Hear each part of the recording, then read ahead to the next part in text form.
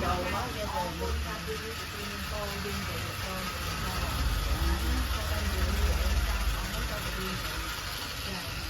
vậy đi tới chân gì cha đi tới xưa này cha cha nhung tây thư ví cha xong sự kia ôm hay nên bọn sấy cô cha cha hay ôm chơi muốn này nó muốn này nhưng mà mua khang bột thíอายุ76 ឆ្នាំ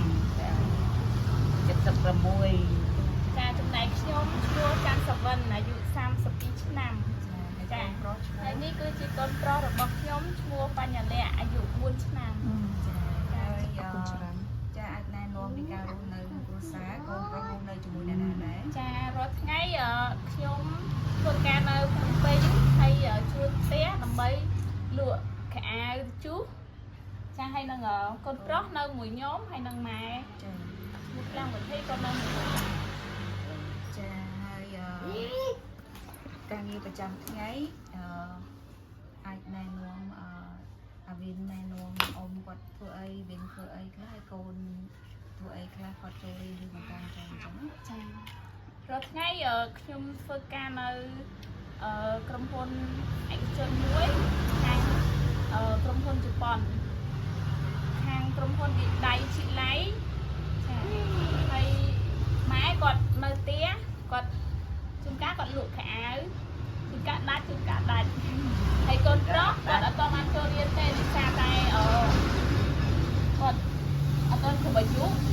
ហើយបើសិនជាខ្ញុំដាក់នៅឆ្លាយជនខ្ញុំត្រូវការចំណាយលុយច្រើន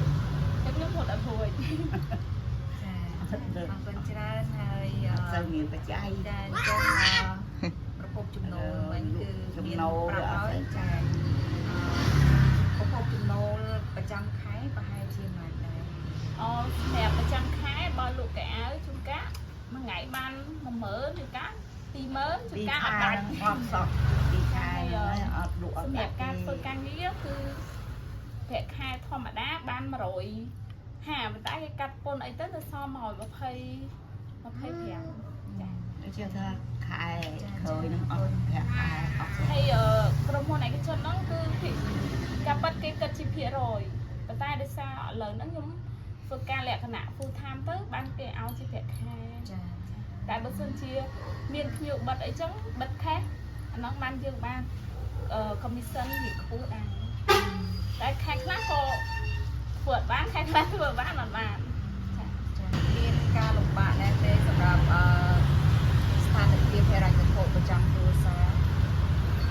សម្រាប់ស្ថានភាពហិរញ្ញវត្ថុឥឡូវយើងចាប់ដែរ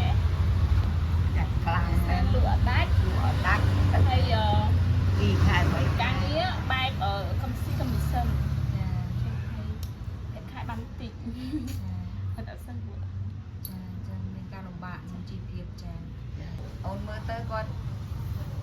ចូលចិត្តរៀនសូត្រទេគាត់ស្ដាប់យើងឬក៏អីចឹងតែបើតែគាត់ចូលសាលាមែនតែគាត់ចាប់អារម្មណ៍ក្នុងការរៀនឬក៏យ៉ាងម៉េចដែរសម្រាប់គាត់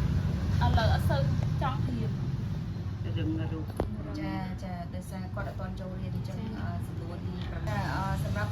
ម្ដាយមានក្តីសង្ឃឹមអីសម្រាប់កូនប្រុសទេចង់ឲ្យរៀនសូត្រយ៉ាងម៉េចចាសម្រាប់ខ្ញុំផ្ទាល់គឺមានក្តីសង្ឃឹមចង់ឲ្យគាត់រៀនឲ្យបានច្រើនឲ្យគាត់មានចំណេះដឹងខ្ពស់ពួកអត់មានពុកអ្នកគ្រប់គ្រងចាគ្រប់ពីនៅ3នាក់ម្ដាយកូនបែកបាក់ចាអញ្ចឹងហ្នឹងគឺចំណូលអាចរកបានតែអត់មានពុកជាមួយអ្នកណាឧបត្ថម្ភទេអត់មានបើសិនជាមានការឧបត្ថម្ភពីបងប្អូននៅព្រះអង្គប្រទានពរមកតាមរយៈបងប្អូនយើង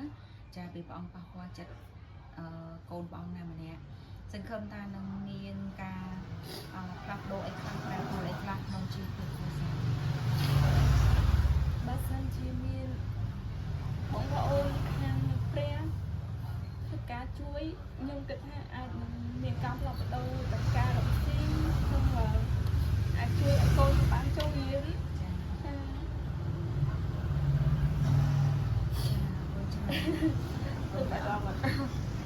ាអរសំណួរចាអរគុណច្រើន